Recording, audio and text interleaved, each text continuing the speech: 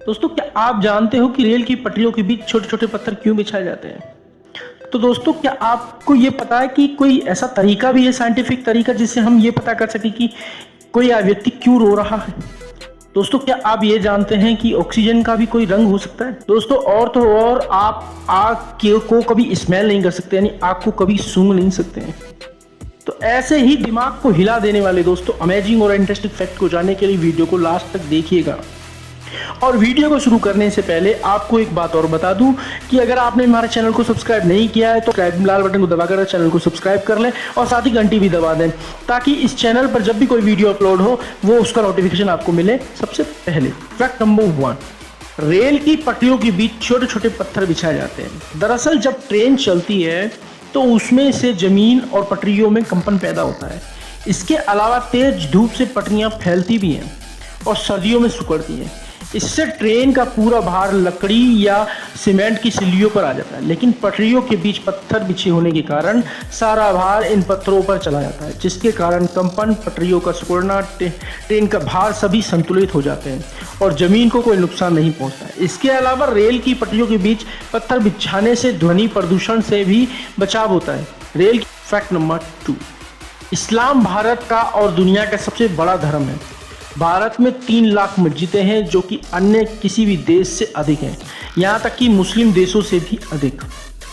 Fact number 3, यह तो आप जानते ही होंगे कि इंसानों में शराब का नशा कितना भयंकर हो सकता है, लेकिन क्या आप जानते हैं कि अगर किसी बिच्छू पर थोड़ी शराब डाल दी जाए तो बिच्छू पागल हो जाता है और उस पागलपंथी में वो खुद को भी अपने आप को काट लेता है। That's amazing.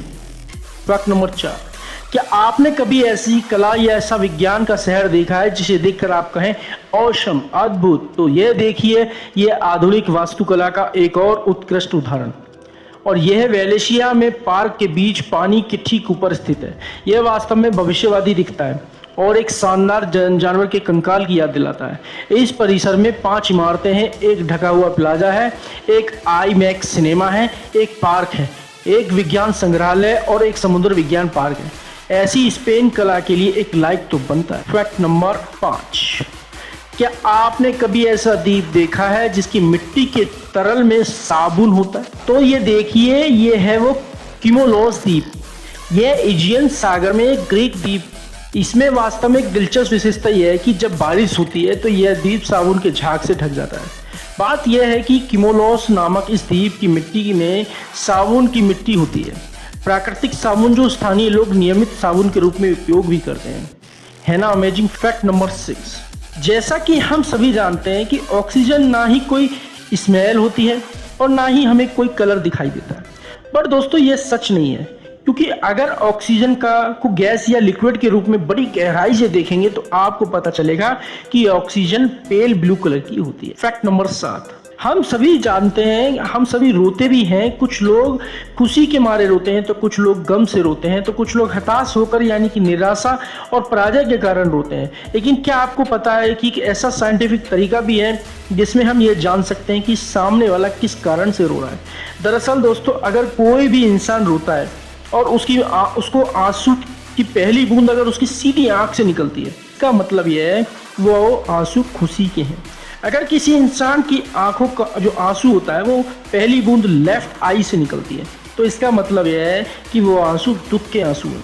और अगर ये एक ही समय पर दोनों आंखों से आंसू निकलते हैं तो ये माना जाता है कि वो इंसान फ्रस्ट्रेशन में है और रो रहा है।